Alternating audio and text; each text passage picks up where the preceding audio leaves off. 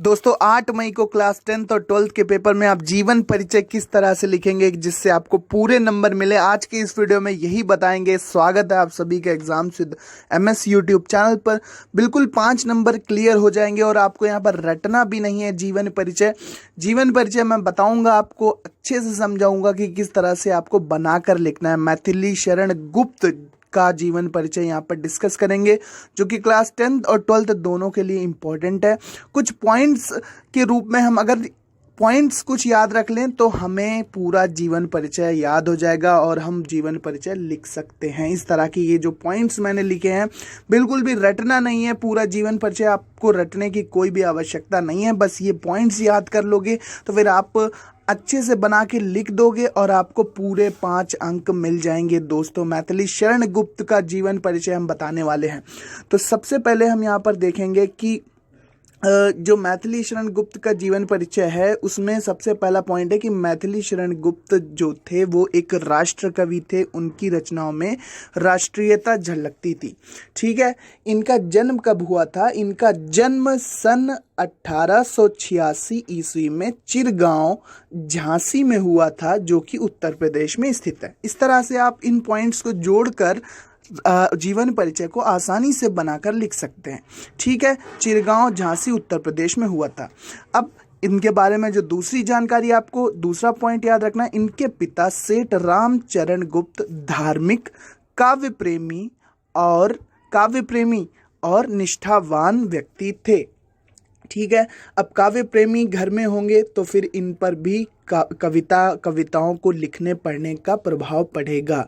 ठीक है, इसके बाद क्या होगा कि इनकी शिक्षा थी वो घर पर ही हुई। इन्होंने स्वाध्याय से, ज़्यादातर लेखक और कवियों की जो शिक्षा होती थी वो घर पर ही होती थी। अंग्रेजी, संस्कृत और हिंदी का इन्होंने स्वाध्याय से यानी कि खुद घर पर पढ़ते हुए ज्ञान प्राप्त किया। ठीक है, अगला क्या है कि जब ये युवा अवस्था में पहुंचे तो आचार्य महावीर प्रसाद द्विवेदी के संपर्क में आए, जो कि बहुत बड़े साहित्यकार थे। जिससे क्या हुआ कि इनकी प्रतिभा में निखार आया और ये कविताओं को लिखने पढ़ने में और अधिक रम गए। जिसके कारण क्या हुआ कि इनकी जो रचनाएं थी वो आचार्य महावीर प्रसाद द्विवेदी के माध्यम से सरस्वती पत्रिका में छपने लगी। सरस्वती बहुत बड़ी पत्रिका थी। ठीक है, रटना नहीं है बिल्कुल भी, आपको बिल्कुल रटने की आवश्यकता नहीं है। बस ये पॉइंट्स अगर आप याद कर लोगे, रटना नहीं है, तो फिर आप बहुत ही आसानी से आप पूरा जीवन परिचय लिख दोगे दोस्तों। ठीक है, नेक्स्ट है, इनकी रचनाएं कहाँ पर छपने लगी? सरस्वती पत्रिका में छपने लगी, जो कि बहुत बड़ी पत्रिका थी उस समय की। अब बचपन से ही ये कविताएं लिखने लगे थे और बाद में क्या हुआ कि महावीर प्रसाद द्विवेदी के संपर्क में आए। युवा अवस्था में साकेत महाकाव्य की रचना कर दी, जिसके लिए इन्हें मंगला प्रसाद पारितोषिक सम्मान दिया गया। मंगला प्रसाद पारितोषिक सम्मान जो है वो साहित्य के लिए दिया जाता है और ये बहुत बड़ा साहित्य सम्मान है। साहित्यिक उपलब्धियों के कारण इलाहाबाद विश्वविद्यालय ने DLit, डॉक्टर ऑफ लिटरेचर की मानद उपाधि से इनको सम्मानित किया, इलाहाबाद विश्वविद्यालय ने। ठीक है, भारत सरकार की बात की जाए तो भारत सरकार के द्वारा इन्हें साहित्य सेवा के लिए पद्म भूषण अवार्ड दिया गया था, पद्म भूषण अवार्ड प्राप्त किया। तो इन पॉइंट्स को आप जोड़ कर अपना पूरा जीवन परिचय कंप्लीट कर देंगे। राज्यसभा में भी ये 2 बार मनोनीत किए गए। भारत सरकार द्वारा साहित्य सेवा के लिए इनको पद्म भूषण मिला। राज्यसभा में 2 बार राज्यसभा सदस्य के रूप में मनोनीत किए गए। ये राज्यसभा में हम जानते हैं 12 सदस्य मनोनीत किए जाते हैं राज्यसभा में, कला, खेल, विज्ञान, इस तरह के क्षेत्रों से। ठीक है, मृत्यु पर अब आ जाते हैं। जीवन के अंतिम समय तक साहित्य का सृजन करते रहे, साहित्य लिखते और पढ़ते रहे, सुनाते रहे।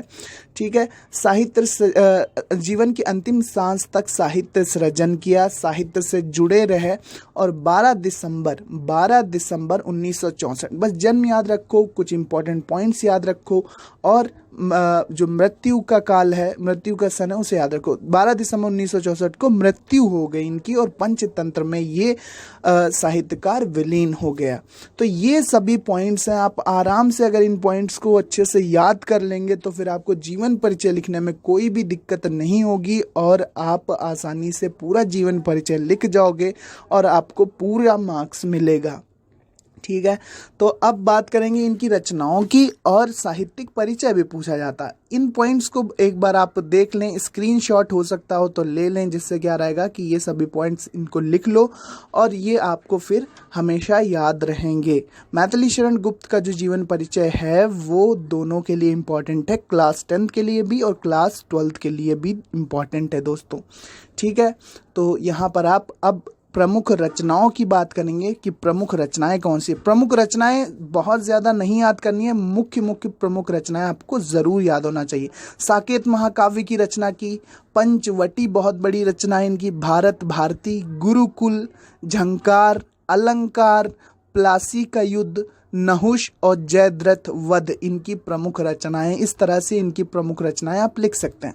ज़्यादा अधिक रचनाओं की कोई ज़रूरत नहीं है, लेकिन जो प्रमुख रचनाएं हैं उनको आप ज़रूर लिखेंगे। ठीक है, साहित्यिक परिचय में हम लिखते हैं कि किस तरह की इनकी भाषा शैली थी, किस तरह की इन्होंने बोली यूज़ की और किस प्रकार का काव्य इनका था। तो काव्य में इन्होंने क्या किया, खड़ी बोली के शुद्ध रूप को अपनी काव्य कविताओं में अपनाया है। खड़ी बोली के शुद्ध रूप को, तत्सम रूप को अपनाया है।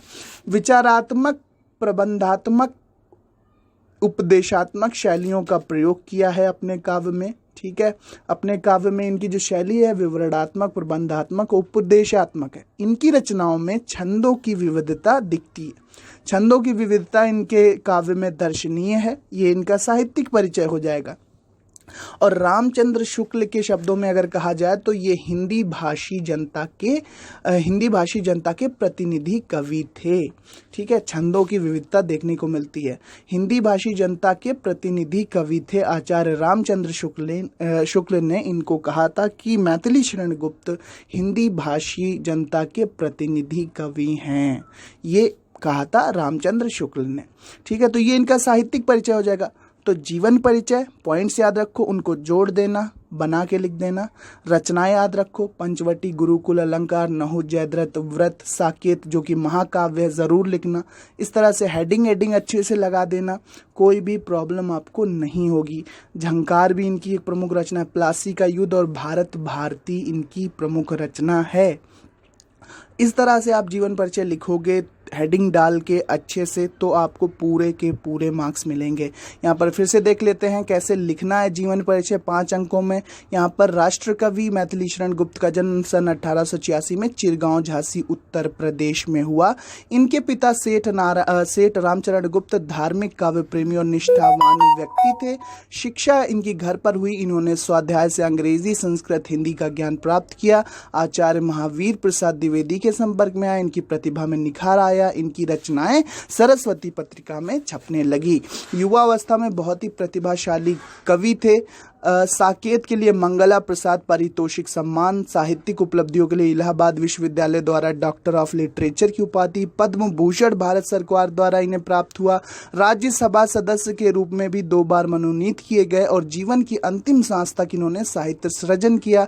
12 दिसंबर 1964 को ये साहित्यकार पंचतंत्र में विलीन हो गया। इस तरह से जोड़ दिए सभी पॉइंट्स, और सभी पॉइंट्स को आप जोड़ देंगे तो फिर आपके जीवन परिचय भी कंप्लीट हो जाएगा, रचनाएं भी कंप्लीट हो जाएंगी और आपके 5 नंबर आपके अकाउंट में चले जाएंगे। 8 मई को पेपर है हमारा हिंदी का, क्लास 10th और 12th का। मैथिली शरण गुप्त का ये जीवन परिचय काफ़ी ज़्यादा इंपॉर्टेंट है। आप देख सकते हैं कि किस तरह से मैंने पॉइंट्स के रूप में, रटना बिल्कुल नहीं है, बस ये पॉइंट्स ध्यान रख लो, आपका जीवन परिचय तैयार हो जाएगा अच्छे से। तो ये था आज की इस वीडियो में। उम्मीद करते हैं वीडियो पसंद आई होगी। शेयर ज़रूर करना इस वीडियो को, जिससे ज़्यादा से ज़्यादा लोगों की मदद हो सके। Thanks for watching and listening me. Exams with MS YouTube channel को सब्सक्राइब कर सकते हैं आप इसी प्रकार की इंपॉर्टेंट वीडियोस